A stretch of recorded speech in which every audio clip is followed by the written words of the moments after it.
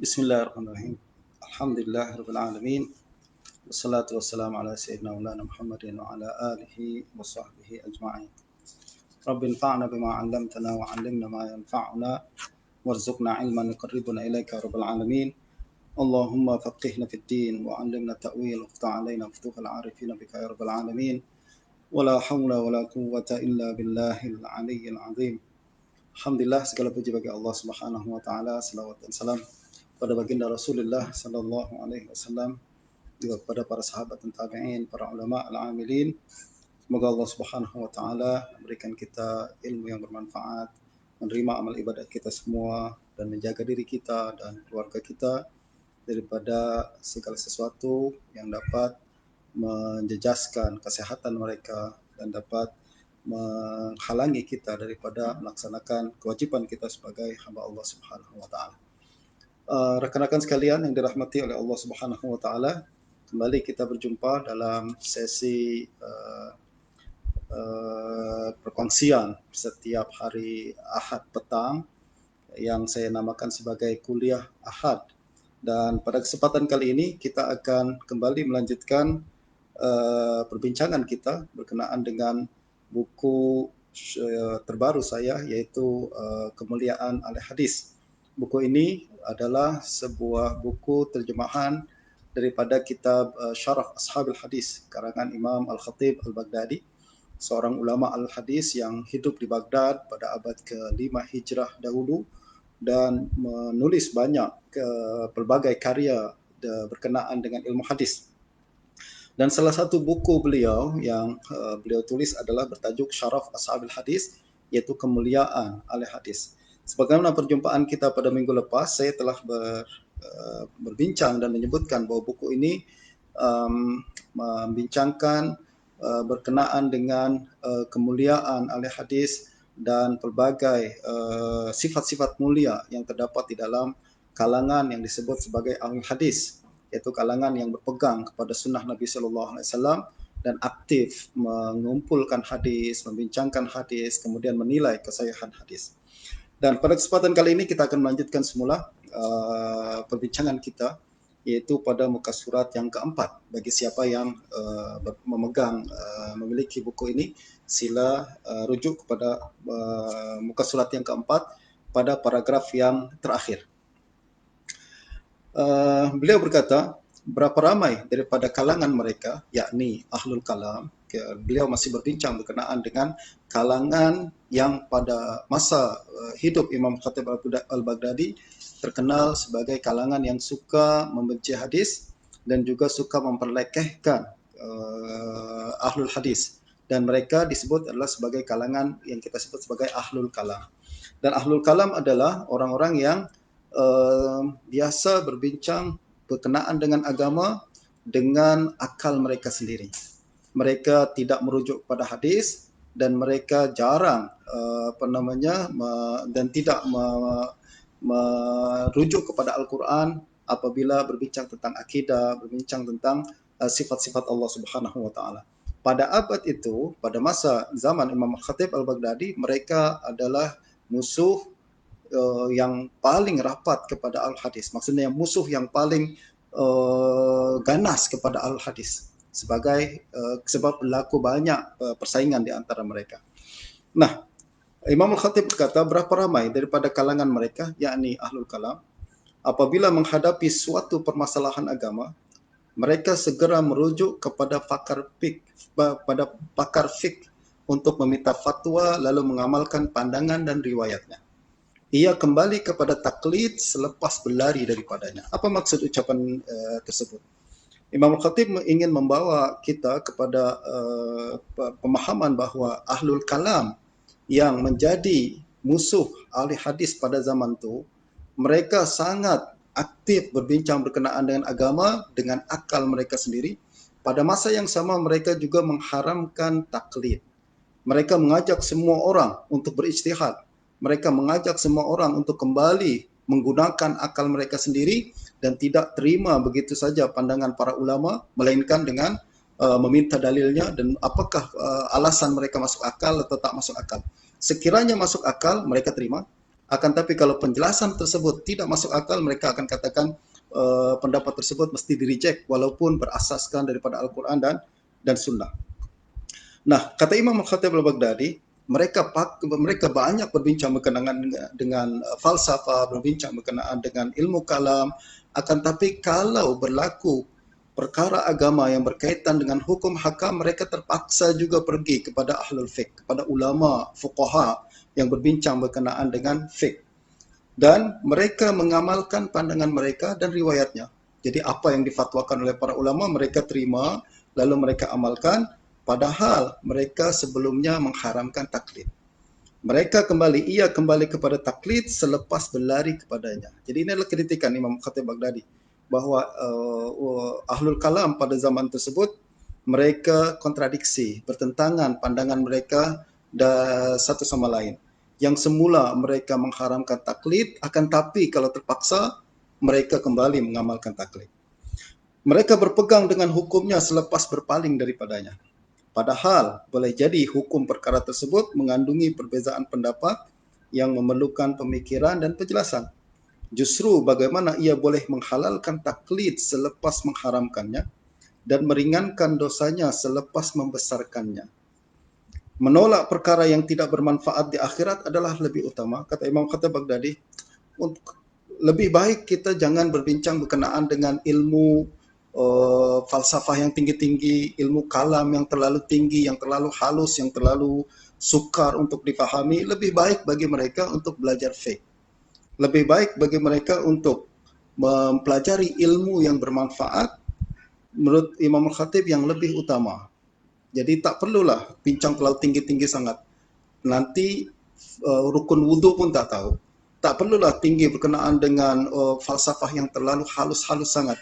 Padahal untuk solat pun mereka tak tahu bagaimana nak melaksanakan dengan solat.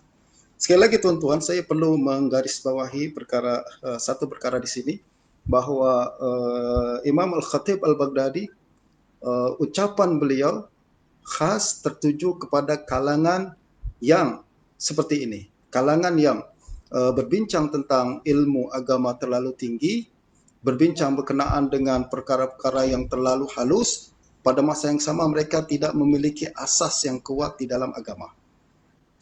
Dan perkara tersebut ramai berlaku pada zaman sekarang. Kita boleh nampak seseorang yang bahasa Arab pun tak mampu, tak boleh bercakap memahami basic dalam bahasa Arab, nahwu dengan baik, memahami hadis dengan bahasa Arabnya. Akan tapi apabila mereka bercakap, berbincang berkenaan dengan agama, seolah-olah mereka lebih pakar daripada pakar. Mereka berbincang berkenaan dengan isu-isu yang berat tentang ijtihad. Mereka berbincang berkenaan dengan politik Islam. Mereka berbincang berkenaan dengan ekonomi Islam. Mereka berbincang berkenaan dengan macam mana memperbaiki hati, memperbaiki akhlak dan lain sebagainya. Pada masa yang sama, basic mereka berkenaan dengan hukum hakam masih tidak kuat lagi. Mereka tidak mampu lagi memahami apa perbezaan antara kalimat fi'il madhi dengan fi'il mudhari'. Mereka tak tahu lagi bahasa Arab, apa itu mubtada dan khabar dan lain sebagainya. Akan tapi perbincangan mereka terlalu tinggi, perbincangan mereka menyentuh aspek-aspek yang terlalu halus, perbincangan mereka menyentuh berkenaan dengan konsep-konsep yang abstrak berkenaan dengan pemikiran Islam, dan akhirnya membawa mereka kepada pandangan-pandangan yang mungkin menyalahi pandangan para ulama terdahulu. Sekali lagi, bukan ulama melarang kita untuk berbincang berkenaan dengan isu-isu yang halus. Bukan lagi ulama menghalang kita berbincang berkenaan dengan falsafah yang halus, berbincang tentang pemikiran yang berat, berbincang berkenaan dengan spirituality yang tinggi. Tak ada larangan untuk kita berbincang perkara tersebut. Akan tapi perbincangan tersebut hendaklah didasari oleh asas ilmu yang kokoh, ilmu yang kukuh, ilmu yang kuat asasnya, sehingga perbincangan kita berada dalam disiplin yang jelas, berada dalam hujah-hujah yang diterima oleh pakar dalam perbincangan agama Islam. Nah, apa yang berlaku di kalangan di zaman Imam Khatib Al-Baghdadi, sekali lagi berlaku juga di setiap zaman. Ini berkaitan dengan sifat manusia. sifat manusia yang ingin suka melompat, berbincang sesuatu yang di luar jangkauan dia, justru akhirnya dapat membawa mereka kepada pandangan-pandangan yang mungkin berbeza dengan disebutkan oleh para ulama terdahulu. Nah, justru kata Imam Khatib Baghdadi, menolak perkara yang tidak bermanfaat di akhirat adalah lebih utama. Dan menyibukkan diri dengan hukum-hukum syariah adalah lebih patut. Jadi kita lebih patut untuk berbincang berkenaan dengan hukum hakam yang basic terlebih dahulu. Bagaimana cara berwudu dengan baik, bagaimana melaksanakan sholat dengan baik, melaksanakan kewajiban kita sebagai muslim dengan baik, daripada kita berbincang berkenaan dengan isu-isu yang terlalu berat, isu-isu yang di luar jangkauan kita tanpa asas yang kuat. Dan ini tuan-tuan adalah sering juga diingatkan oleh ramai para ulama kita terdahulu selain Khatib Al-Baghdadi. Dan selepas Imam Khatib Al-Baghdadi, kita kenal ada seorang ulama bernama Imam Abu Hamid Al-Ghazali. Kalau Imam Al-Khatib berada di Baghdad, Imam Al-Ghazali ada di Nisabur, di Tus, di kawasan di sekitar Iran. Kalau Baghdad adalah di kawasan Irak, dan Imam Al-Ghazali hidup di kawasan yang hari ini disebut sebagai Iran. Dan Imam Al-Ghazali bercampur dengan semua ulama daripada pelbagai aliran. Beliau tahu apa yang dilakukan oleh Ahlul Kalam. Beliau tahu juga apa yang dilakukan oleh ahli falsafah. Beliau tahu juga yang dilakukan oleh ahli tasawuf. Beliau juga adalah salah seorang pakar dalam ilmu fiqh. Dan apabila pengetahuan, penguasaan Imam Al-Ghazali begitu tinggi dalam ilmu-ilmu Islam dan menguasai hampir seluruh cabang dalam ilmu Islam yang berkembang pada zaman itu, semua ilmu dia ketahui dan dia telah kuasai ilmu tersebut. Beliau kemudian dalam sebuah bukunya, yaitu Ayyuhal Walad, beliau menasihati murid-muridnya dengan nasihat yang sangat indah. Beliau mengatakan bahwa pelbagai ilmu ini tidak semuanya bermanfaat untuk diri kita. Ada setengah ilmu yang mungkin lebih baik kita tak pelajari. Atau ada setengah ilmu yang kita tak payah memberikan perhatian terlalu besar kepada ilmu-ilmu tersebut. Dan sebaliknya, ada ilmu-ilmu yang lain yang mesti kita berikan perhatian dan mesti kita berikan fokus lebih besar daripada dan berikan masa kita untuk mempelajari ilmu tersebut. Dan salah satu ucapan Imam Al-Ghazali dalam kitab Ayyuhal Walad, beliau mengingatkan kepada murid-muridnya bahwa setiap ilmu, yang beliau katakan, setiap ilmu yang tidak menyelamatkan kita daripada api neraka di akhirat nanti, maka dia tak berguna untuk kita pelajari. Bermakna, setiap ilmu, apa saja ilmu yang kita pelajari sekarang, ada setengah ilmu yang tak akan memberikan manfaat apa-apa di akhirat. Ada setengah ilmu yang hanya berguna di dunia saja. Akan tapi ilmu yang benar-benar ilmu adalah yang memberikan manfaat kita di dunia dan menyelamatkan kita daripada api neraka di akhirat. Justru fokus kita juga mesti ke arah itu. Fokus kita juga mesti kepada ilmu yang memberikan manfaat kita memberikan manfaat kepada kita di akhirat.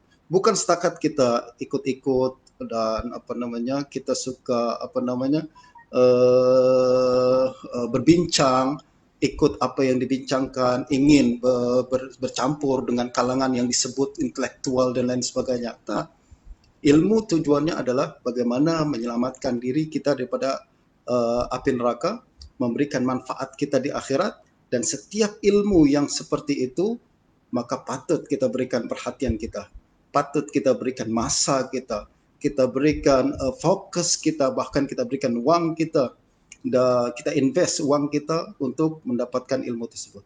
Adapun ilmu-ilmu yang lain yang hanya setakat perbincangan-perbincangan akademik yang tidak memberikan manfaat bagi perkembangan amal kita, mendekatkan diri kita kepada Allah Subhanahu wa taala, sedapat mungkin kita kena kurangkan perhatian berkenaan dengan ilmu tersebut. Dan sebagaimana yang disebutkan oleh Imam Al-Khatib Baghdadi, menyibukkan diri dengan hukum-hukum syariah adalah lebih baik dan lebih patut. Nah, berikutnya tuan-tuan, beliau berbincang meriwayatkan sebuah ucapan daripada Imam Malik ibn Anas. Beliau berkata, Abu Sa'id Muhammad bin Musa ibn al-Fadl ibn Syadhan as-Sayrafi di Nisabur mengkhabarkan kami. Abul Abbas Muhammad bin Ya'qub Al-Asam memberitahu kami. Beliau berkata Muhammad bin Ishaq As-Saghani memberitahu kami. Beliau berkata Ishaq bin Isa berkata, aku mendengar Malik ibnu Anas mencela perdebatan dalam agama. Jadi ini diriwayatkan oleh Ishaq bin Isa yang mendengar ucapan daripada Malik ibn Anas. Malik ibn Anas adalah seorang ulama, imam Ahlul Madinah, dan beliau memiliki terkenal dengan mazhab sendiri. Beliau adalah pakar hadis, pakar fiqh, dan juga orang yang sangat saleh, sangat alim di zamannya. Dan apa yang dikatakan oleh Imam Al-Malik pada saat ini? Kata Ishaq ibnu Isa, aku mendengar Malik ibnu Anas mencela perdebatan dalam agama. Beliau berkata, kullama ja'ana rajulun ajdalu min rajul aradana an narudda ma ja'a bihi Jibril ila Nabi sallallahu alaihi wasallam. Beliau mengatakan selalu saja datang kepada kita seseorang yang lebih mahir berdebat daripada yang lain. Mereka menginginkan kita menolak apa-apa yang dibawa oleh Jibril kepada Nabi sallallahu alaihi wasallam. Jadi ini adalah ucapan Imam Malik bin Anas yang dikatakan beliau mencela perdebatan dalam agama. Soalan, apa yang dimaksud dengan perdebatan dalam agama yang dicela oleh Imam Malik ini? Adakah Imam Malik mencela setiap perbincangan berkenaan dengan agama? Adakah Imam Malik menyuruh kita untuk terima saja, jangan berbincang, kemudian tunduk dan terima saja tanpa ada perbahasan? Tentulah bukan seperti itu yang dimaksudkan. Sebaliknya pada zaman Imam Malik, perdebatan berkenaan dengan agama sangat rancak. Ramai para fuqaha, mereka sering berjumpa, kemudian bermuzakarah, kemudian berdiskusi berkenaan dengan pelbagai topik berkaitan dengan hukum-hukum, berkaitan dengan hadis, berkenaan dengan akidah dan lain sebagainya. Nah, apa yang dimaksud oleh Imam Malik dan yang dicela oleh Imam Malik ini? Yang dicela oleh Imam Malik adalah perbahasan berkenaan dengan perkara-perkara yang tidak ada asasnya dalam agama. Perkara-perkara yang kalau kita tak perbincangkan pun tak ada isu. Kalau kita diam pun tetap Islam kekal. Kalau kita diam pun kita tetap masyarakat kita masih berpegang pada agama, masyarakat kita masih membaca Quran dan lain sebagainya. Jadi perbahasan yang dilarang oleh Imam Malik adalah perbahasan yang tidak membawa kepada manfaat dan tidak mengembangkan intellectuality, sebaliknya hanya bersifat sebagai perdebatan yang akan melahirkan perpecahan dan permusuhan. Akan tapi kalau perbincangan berkenaan dengan ilmu, sekali lagi boleh, tak ada masalah. Apalagi berbincang berkenaan dengan sama ada hukum ni berasal daripada Nabi atau tidak, adakah hadis ini sahih atau tak sahih. Imam Malik sendiri terlibat dalam perkara tersebut. Imam Malik punya buku berbincang tentang perkara itu. Imam Malik bahkan menulis berbagai kitab yang mengandungi perbahasan-perbahasan yang sangat halus berkenaan dengan hukum hakam dan lain sebagainya. Nah, justru yang dilarang oleh Imam Malik pada saat ini adalah perdebatan yang hanya membawa kepada permusuhan dan tidak membawa pada manfaat yang mengembangkan, mencerdaskan akal kita, meningkatkan amal kita dan membuat masyarakat kita kembali lebih dekat kepada Allah Subhanahu wa taala. Beliau mengatakan kullama ja'ana rajulun ajdalu min rajul. Selalu saja datang kepada kita seseorang yang lebih mahir berdebat dengan orang lain. Jadi kata Imam Malik, kalau agama kita ini ditentukan oleh perdebatan, tak akan habis-habis perdebatan itu. Tak akan selesai perbincangan tersebut. Kenapa? Sebab hari ini orang kalah debat, esok mungkin ada orang lebih hebat lagi yang lebih pandai untuk berdebat dan mengalahkan pihak yang semalam menang. Misal sekarang mazhab ni kalah, ya karena dia berdebat, karena tak pandai berdebat. Esok mungkin mazhab tu punya seseorang yang pandai berdebat, kemudian boleh mempertahankan hujah-hujah dengan baik. Adakah benar? Adakah pandangan mereka benar hanya semata-mata menang dalam perdebatan? Tak, kadang tuan-tuan, para ulama kita misalkan Imam Al-Ghazali menyebutkan bahawa kadang perdebatan tidak membawa kepada kebenaran. Dia hanya membuat seolah-olah orang itu benar, bukan membuat bahwa menunjukkan bahwa dia itu benar. Sebab sekali lagi kata Imam Malik, mereka menginginkan kita menolak apa-apa yang dibawa oleh Jibril kepada Nabi Sallallahu Alaihi Wasallam. Bermakna agama ni adalah apa yang dibawa oleh Jibril, disampaikan kepada Nabi, diberikan kepada para sahabat, lalu para sahabat menyampaikannya kepada kita pada hari ini. Itulah agama.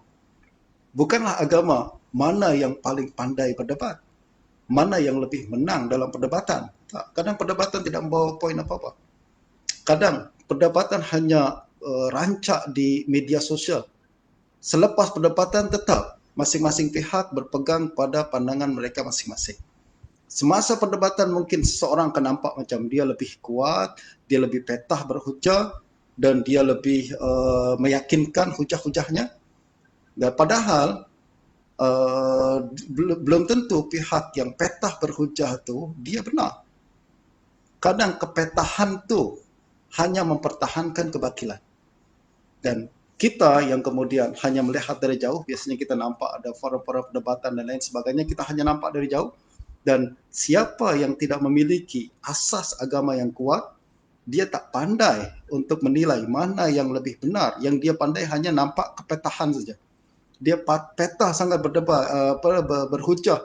Hujah-hujahnya sangat meyakinkan sebab dia biasa berceramah dan dia biasa berdiskusi dan lain sebagainya. Kepandaian seseorang dalam perdebatan tidak selalu sama, tidak selalu menunjukkan bahwa dia benar. Dan kegagalan seseorang untuk berhujah tidak menunjukkan bahwa dia silap. Mungkin karena dia tidak terbiasa di hadapan orang ramai, bercakap di hadapan orang ramai, mungkin dia tidak terbiasa dia bercakap di depan kamera dan lain sebagainya, sehingga membuat lidah dia keluh, padahal sebenarnya dia berada dalam posisi yang benar. Nah, saya boleh tuan-tuan buat analogi macam ni. Nah, mungkin dalam acara-acara atau dalam rancangan-rancangan TV secara reality, yang sifat reality, kadang ada orang tidak pandai menyanyi. Akan tapi karena sokongan orang ramai dalam polling, dalam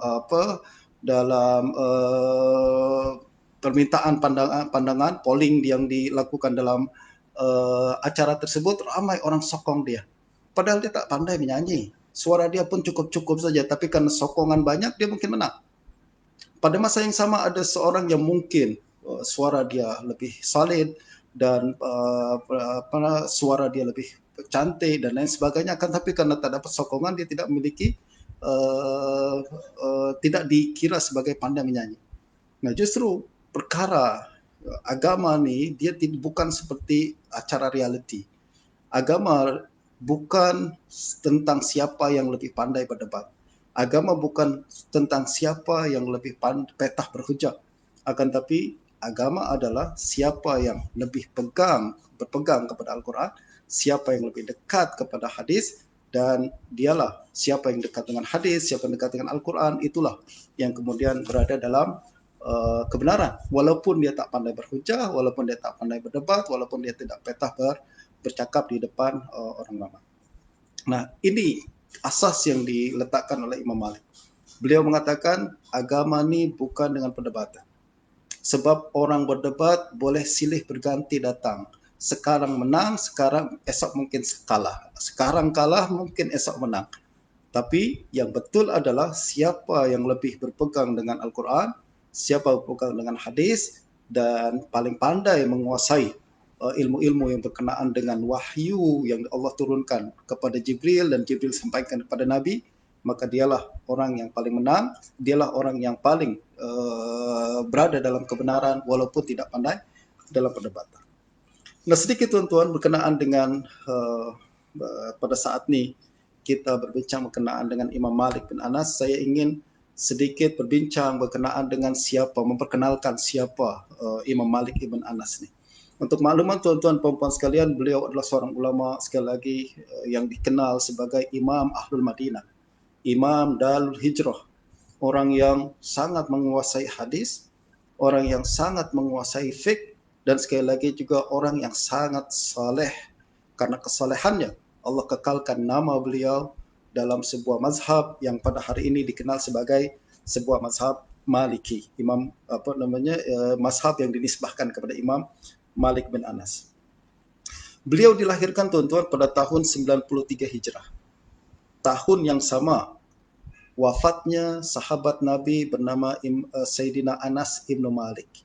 Anas ibnu Malik, yaitu pembantu khadim Rasulullah sallallahu alaihi wasallam, meninggal pada tahun 93 Hijrah.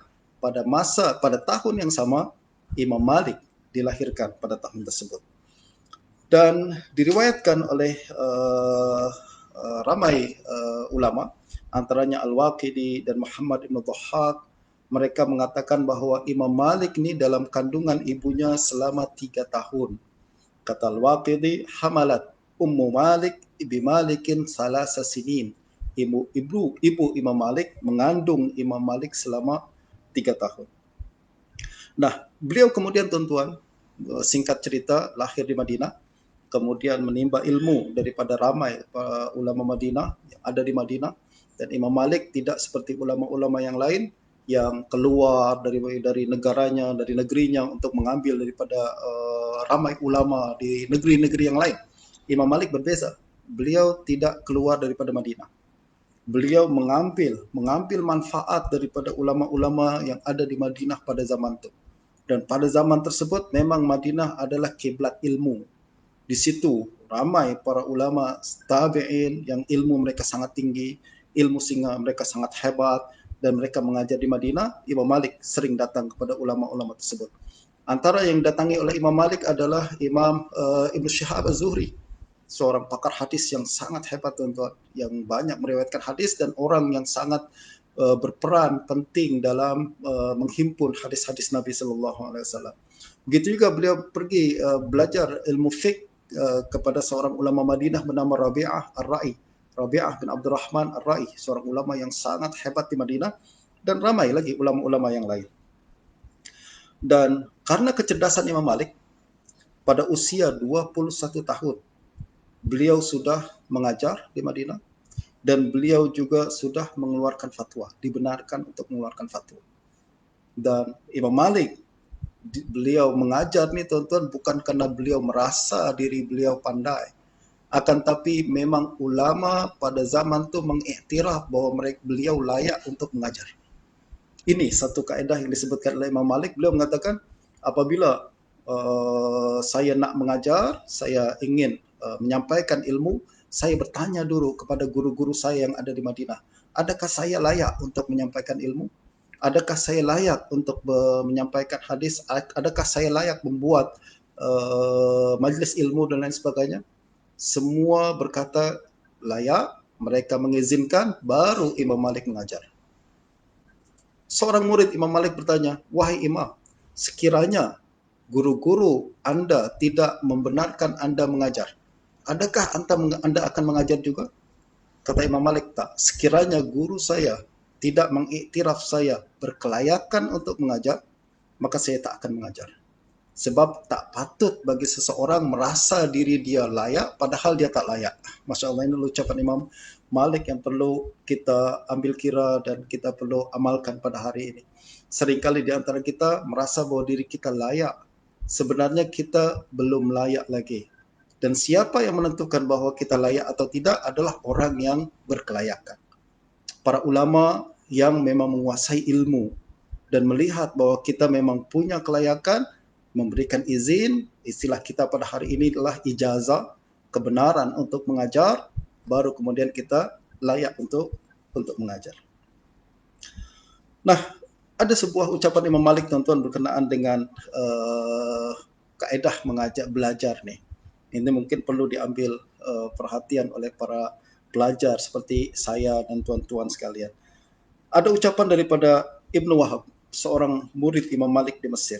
Beliau mengatakan, sami'tu Malikan yaqul ma ta'allamtul ilma illa li nafsi wa ma ta'allamtu liyahtajan nasu ilai wa kadzalika kana nas.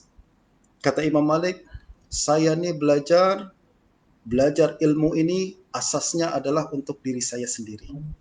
Kenapa saya nak belajar tentang ilmu agama? adalah kata Imam Malik untuk diri saya sendiri, untuk menghilangkan kejahilan daripada diri saya, untuk mengetahui apa yang mesti saya lakukan dan tak boleh saya lakukan, untuk mengetahui apa yang Allah suruh untuk saya buat dan apa yang Allah larang. Itu adalah niat utama saya, kata Imam Malik. Ma ta'allamtul ilma illa li nafsi. Saya tak belajar ilmu ini melainkan untuk diri saya sendiri. Wa ma ta'allamtu liyahtajan nasu ilai. Saya bukan belajar untuk mengajar orang lain. Saya bukan belajar untuk orang lain datang belajar kepada saya. Saya bukan belajar untuk terkenal, untuk menjadi ulama terkenal dan lain sebagainya. Tak. Ma ta'allamtu liyahtajan nasu ilaih. Saya bukan belajar ilmu ini untuk orang lain datang kepada saya belajar. Tak. Wa kadzalika kana nas. Kata Imam Malik, begitulah dulu orang-orang dulu apabila mereka belajar. Jadi para ulama tabi'in sebelum orang dulu sebelum Imam Malik, maksudnya tabi'in, para sahabat, mereka dulu belajar untuk itu.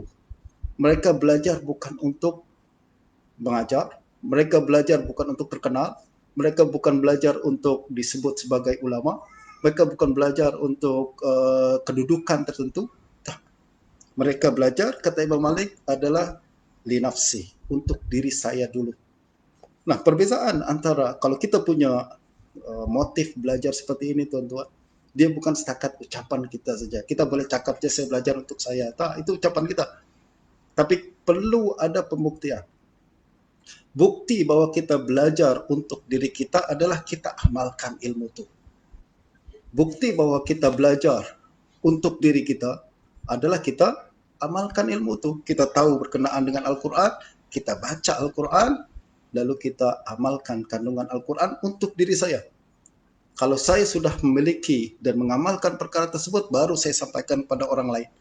Dan biasanya memang apabila seseorang menguasai ilmu dan mengamalkan ilmu tersebut, ucapan dia berbeza. Ada dia. Ucapan tersebut ada kesan dia apabila disampaikan kepada orang lain. Kenapa? Sebab lahir daripada hati yang yakin dan percaya akan kebaikan sesuatu yang dia sampaikan kepada orang lain. Berbeza dengan orang yang hanya bercakap berkenaan dengan suatu ilmu dan dia tak amalkan ilmu itu. Ilmu yang dia sampaikan kepada orang lain mungkin hanya berbekas di telinga saja, akan tapi tidak menyebabkan perubahan di dalam kehidupan orang tersebut. Nah, justru mungkin kita kena, ini adalah satu kaedah baik, yang sangat baik bagi para pelajar agama untuk memperbaiki semula niat dalam menuntut ilmu dan jadikan ucapan Imam Malik sebagai panduan, yaitu jadikanlah ilmu yang kita pelajari, kita niatkan pertamanya adalah untuk diri kita sendiri sebelum kita sampaikan kepada orang lain. Ada lagi ucapan Imam Malik, tuan-tuan, yang perlu dan saya rasa sangat menarik untuk kita sampaikan pada hari ini, yaitu ada ucapan daripada Al-Haytham Ibn Jamil. Dia adalah murid Imam Malik yang lain. Beliau mengatakan, sami'tu Malikan su'ila an samanin wa arba'ina mas'alah fa'ajaba fisnataini wa salasina minha bila adri. Kata Haytham Ibn Jamil, aku mendengar Imam Malik ditanya 48 soalan. Ditanya 48 soalan, akan tapi dalam 32 soalan, dia jawab dengan ucapan saya tak tahu. Daripada 48, 32-nya dia jawab dengan tak tahu. Bermakna hanya kurang dari setengah yang dia jawab. Yang lain dia akan cakap tak tahu, saya tak tahu. Masya Allah, padahal pada saat itu Imam Malik adalah imam. Seorang ulama yang murid dia tersebar ke seluruh dunia dan yang fatwa dia diminta oleh berbagai lapisan masyarakat dari seluruh dunia Islam datang ke Madinah untuk semata-mata datang berjumpa dengan Imam Malik. Akan tapi beliau kalau tak tahu dia akan katakan tak tahu. Beliau tak berpandai-pandai. Beliau tak mencari-cari jawapan-jawapan untuk menutup muka dan malu dia, sebab orang dah tanya takkan saya tak jawab tak tahu. Nah, Imam Malik tak merasa bahwa ucapan tak tahu sebagai sesuatu yang menjatuhkan darjat beliau. Dan memang Ucapan tak tahu tak menjatuhkan derajat sesiapa. Yang menjatuhkan derajat adalah ucapan berpandai-pandai sok tahu untuk perkara yang dia sebenarnya tak tahu. Sekarang dia boleh katakan menjawab tentang semua soalan-soalan yang sebenarnya dia tak tahu. Mungkin orang tak perasan bahwa ucapan dia salah, mungkin orang tak perasan bahwa ucapan dia tak betul, tapi suatu hari nanti orang akan tahu bahwa ucapan itu semua salah. Dan pada saat itu derajat dia jatuh. Imam Malik tak, dia kalau dia merasa bahwa dia tak tahu, dia tak akan katakan saya tak tahu bahwa perkara ini di luar bidang saya. Dan berapa banyak tentuan akhlak ini telah ditinggalkan oleh ramai daripada pelajar ilmu pada hari ini. Ramai di antara kita yang bercakap tentang sesuatu yang di luar bidang kita. Padahal dalam bidang kita sendiri kadang kita banyak perkara yang kita tak tahu. Saya belajar tentang ilmu hadis, banyak perkara tentang hadis yang mungkin saya tak ketahui. Saya tak mendakwa bahwa saya mengetahui semua aspek, semua persoalan, semua permasalahan yang ada dalam ilmu hadis. Walaupun saya telah menghabiskan banyak tahun dan masa sebagian besar daripada usia saya untuk mempelajari ilmu hadis. Dalam ilmu hadis banyak perkara yang saya tak tahu. Dan saya tak mendakwa mengetahui semua permasalahan dalam ilmu hadis. Apatah lagi berkenaan dengan ilmu-ilmu yang memang saya tak pelajari. Apalagi saya berkenaan dengan cabang-cabang ilmu lain yang bukan berkaitan dengan ilmu agama. Mungkin saya tak tahu. Dan masalahnya adalah masyarakat kadang bertanya kepada kita sepelbagai perkara. Mereka menyangka bahwa kita mengetahui semua perkara. Sebagai seseorang yang takut pada Allah Subhanahu wa taala, sepatutnya ucapan saya tak tahu selalu kita ucapkan untuk perkara-perkara yang memang kita tak tahu.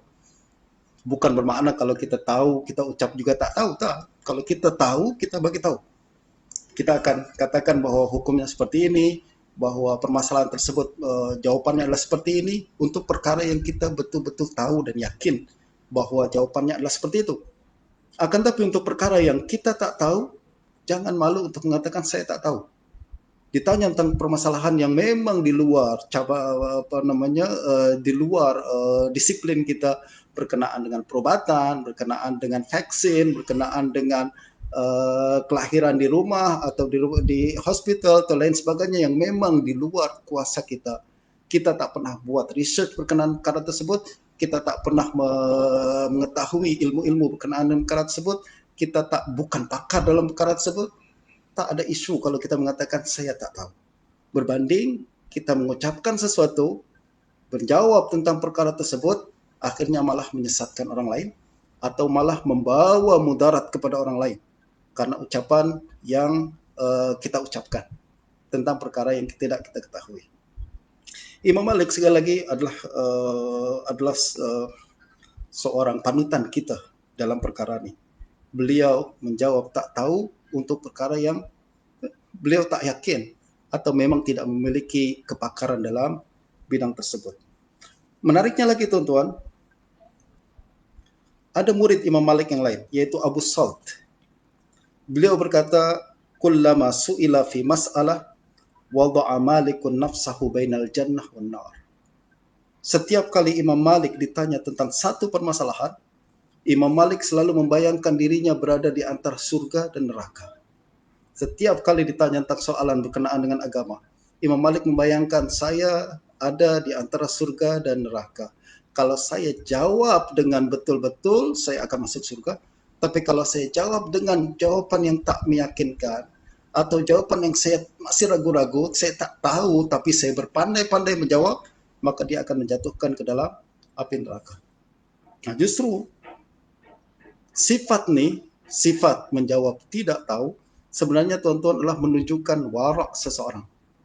Menunjukkan bahwa seorang ini takut kepada Allah Subhanahu wa taala. Seorang ini tahu bahwa agama Allah ini bukan main-main. Agama Allah ini bukan untuk kita sembarang cakap tanpa tasabut terlebih dahulu, tanpa memastikan perkara tersebut terlebih dahulu, sebab satu hari Allah akan tanya. Suatu hari Allah akan bertanya kepada kita, kenapa engkau jawab perkara tersebut? Kalau engkau yakin tak apa. Kalau engkau tahu hujahnya tak apa. Kalau engkau yakin bahwa asasnya seperti apa, tak apa. Akan tapi kenapa engkau bercakap berkenaan dengan agama Allah, menjawab berkenaan dengan soalan yang engkau tak tahu, dengan asas yang berpandai-pandai. Suatu hari Allah akan tanya. Dan ini menjadi asas ucapan Imam Malik untuk mengatakan tak tahu bagi perkara yang dia tak tahu. Berikutnya lagi tuan-tuan, salah satu quality pada diri Imam Malik yang membuat nama beliau kekal hingga hari ini dan membuat orang ramai masih Allah jadikan mereka cinta kepada Imam Malik adalah beliau tuan-tuan menyampaikan hanya yang sahih saja. Beliau yakin dan hanya menyampaikan kepada perkara info yang benar saja. Adapun perkara-perkara yang tak yakin atau tak pasti kesahihannya, beliau tak akan cakap. Beliau akan cakap, saya tak tahu. Imam Ibn Uyainah, salah seorang murid Imam Malik, berkata, Kana Malikun la yuballighu minal hadithi illa sahihan, wa la yuhaddithu illa an siqah, ma aral madinah illa satakhrubu ba'da mautih. Kata Imam Ibn Uyainah, Imam Malik, beliau hanya menyampaikan hadis yang sahih saja. Beliau tidak meriwayatkan hadis melainkan daripada perawi yang siqah sahaja. Perawi yang siqah adalah perawi yang boleh dipercaya saja, bukan perawi yang kazab, bukan perawi yang lemah, yang siqah saja. Kata Imam Ibn Uyainah, ma'aral Madinah illa satakhrubu ba'da mautih. Saya rasa Madinah akan runtuh apabila Imam Malik meninggal dunia. Sebab pada hari itu Ibn Uyainah selalu membayangkan bahwa pada hari itu Imam Malik adalah rujukan paling penting di Madinah. Dan sebagai seorang rujukan yang mana ucapannya selalu didengar orang, yang mana fatwanya selalu ditulis dan disampaikan kepada orang lain, yang dia tahu bahwa setiap ucapan yang dia ucapkan pesannya besar, beliau bertanggung jawab untuk memastikan setiap ucapan yang keluar daripada dirinya adalah ucapan yang benar saja. Setiap hadis yang dia sampaikan adalah hadis sahih saja. Dan dia mesti pastikan bahwa sumber hadis tersebut adalah perawi yang siqah. Ini sekali lagi juga adalah sebuah quality pada diri Imam Malik yang patut untuk menjadi rujukan kita pada hari ini. Bagi seorang public figure atau bagi seorang ustaz selebriti atau sebagai seorang yang followers dia cukup ramai, pastikan Anda sedar bahwa Anda memegang satu amanah yang sangat besar, yaitu apa yang Anda ucapkan walaupun salah mesti ada orang yang ambil. Walaupun apapun yang Anda sampaikan mesti ada orang yang akan viralkan, akan sebarkan menerusi pelbagai platform media yang ada. Justru kewajiban Anda untuk memastikan bahwa apa yang Anda sampaikan hanya yang pasti benar saja. Hadis yang Anda sampaikan mesti sahih saja. Jangan sampai ada hadis-hadis yang palsu yang kita keluarkan, kita gunakan, dan akan kemudian menyebabkan kekeliruan di kalangan masyarakat dan mungkin boleh menyebabkan permasalahan yang cukup besar di kalangan masyarakat. Justru ini adalah amanah. Siapa yang melanjutkan warisan Imam Malik, berusaha untuk membawa umat Islam kembali kepada Allah Subhanahu wa taala, pastikan hanya yang sahih saja yang Anda sampaikan. Dan inilah kepentingan salah satu fungsi daripada buku yang kita bincangkan pada hari ini, yaitu kemuliaan ahli hadis. Ahli hadis, tuan-tuan, salah satu sifat mereka adalah selalu memastikan bahwa apa yang mereka sampaikan daripada Nabi sallallahu alaihi wasallam la yuhaditsu illa an siqah, mereka hanya meriwayatkan daripada yang siqah saja. Mereka adalah kalangan yang bertanggung jawab untuk menjaga hadis Nabi sallallahu alaihi wasallam. Mereka adalah kalangan yang bertanggung jawab untuk memisahkan, menilai kesahihan hadis, mana yang lemah, mana yang sahih, dan hanya memastikan masyarakat mendapatkan info yang benar saja. Sebagaimana fake news, berita palsu dapat membawa mudarat, hadis palsu mudaratnya jauh lebih besar. Sebab dia berkaitan bukan hanya kepada urusan dunia saja, tapi juga berkaitan dengan urusan akhirat juga. Imam Malik, tuan-tuan, beliau sama-sama kita kenal, memiliki sebuah buku bertajuk Al-Muwatta. Muwatta adalah salah satu kitab hadis yang sampai hari ini menjadi rujukan, satu kitab hadis yang ditulis dengan sangat hati-hati oleh Imam Malik. Ulama hadis terkemudian selalu banyak mengambil manfaat daripada kitab ini, termasuk Imam Bukhari, termasuk Imam Muslim. Mereka mengambil banyak hadis-hadis yang terdapat dalam Muwatta, dan mereka yakin bahwa apa yang dinilai oleh Imam Malik sebagai sahih adalah benar-benar sahih. Dan setiap perawi yang dinilai oleh Imam Malik sebagai siqah adalah siqah. Dan bahkan menjadi kaedah dalam kalangan ulama hadis, setiap perawi yang disebutkan oleh Imam Malik dalam kitab Muwatta confirm dia siqah walaupun Imam Malik tak cakap apa-apa. Melainkan beberapa perawi saja. 2, 3 atau 4 orang saja. Tapi selain itu, semua perawi yang terdapat dalam kitab Muwatta adalah perawi yang siqah. Kenapa? Sebab Imam Malik kaedahnya la yuhadditsu illa an siqah. Beliau hanya meriwayatkan daripada perawi yang siqah saja. Berkenaan dengan Muwatta Imam Malik, diceritakan tuan-tuan oleh Imam Suyuti dalam Muqaddimah Syarah Muwatta beliau, bahwa apabila Imam Malik menulis Muwatta, sebenarnya di Madinah pada saat itu sudah ramai juga ulama-ulama lain yang menulis kitab hadis, tajuknya Muwatta juga. Dan Muwatta yang mereka tulis sangat tebal, mengandungi banyak hadis, lebih banyak daripada Muwatta yang ditulis oleh Imam Malik. Namun begitu, walaupun orang ramai sudah tulis Muwatta, Imam Malik tetap menulis kitab Muwatta'nya juga. Orang ramai kemudian bertanya kepada Imam Malik, wahai Imam, kenapa engkau tulis Muwatta? Orang ramai dah tulis banyaklah. Kenapa tulis sesuatu yang orang lain dah tulis? Kenapa tulis sesuatu yang orang lain dah tulis? Orang dah tulis banyak Muwatta, kenapa engkau nak tulis juga Muwatta? Jawaban Imam Malik simple. Beliau berkata, ma kana lillahi baqi. Engkau akan tengok nanti, kata Imam Malik, mana kitab yang ditulis karena Allah, itulah yang akan kekal.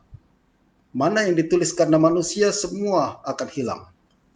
Jadi kata Imam Malik, perbezaan antara Muwatta yang saya tulis dengan Muwatta yang mereka tulis adalah, saya tulis Muwatta ini bukan untuk popular. Saya tulis Muwatta ini bukan karena ingin terkenal. Saya bukan tulis Muwatta agar orang ramai datang belajar kepada saya, tak. Tapi saya tulis Muwatta karena Allah Subhanahu wa taala. Saya ingin memastikan agama ini terjaga. Hanya hadis-hadis sahih saja yang berasal daripada Nabi yang saya masukkan dalam kitab ini. Apa yang disebutkan kemudian, tuan-tuan? Diceritakan bahwa selepas Imam Malik menulis Muwatta, Muwatta Imam Malik menjadi sangat terkenal. Pada masa yang sama, Muwatta yang ditulis oleh ulama-ulama yang lain makin lama makin tidak dikenal. Bahkan kitab-kitab tersebut ditinggalkan. Tak ada lagi orang berminat untuk mengambil atau menulis kitab-kitab tersebut, menyalin kitab-kitab tersebut. Benar apa yang diucapkan Imam Malik. Maka lillahi baqi. Apa yang Allah, yang diniatkan karena Allah, itulah yang kekal. Apa yang kita boleh ambil daripada pelajaran kisah ni? Tuan-tuan, ramai di luar sana orang yang sudah melakukan banyak usaha-usaha kebaikan-kebaikan, usaha-usaha dakwah, ilmu dan lain sebagainya. Membuat tahfiz, ramai orang telah membuat tahfiz. Membuat sekolah, ramai orang telah buat sekolah. Buat institusi pendidikan, ramai orang buat institusi pendidikan. Menulis buku, ramai orang tulis buku. Perkara tersebut jangan sampai menghalang kita untuk melakukan perkara yang sama. Kita boleh melakukan perkara tersebut. Kita boleh melakukan seperti mana yang mereka lakukan. Tapi ingat, hendaklah apa yang kita lakukan diasaskan dengan ikhlas, mengharapkan ridha Allah, sebab apa yang didasari dengan ridha Allah, setiap perkara yang didasari dengan keikhlasan hanya karena Allah, itulah yang akan Allah jaga, dan itulah yang kekal, memberikan manfaat hingga masa yang akan datang.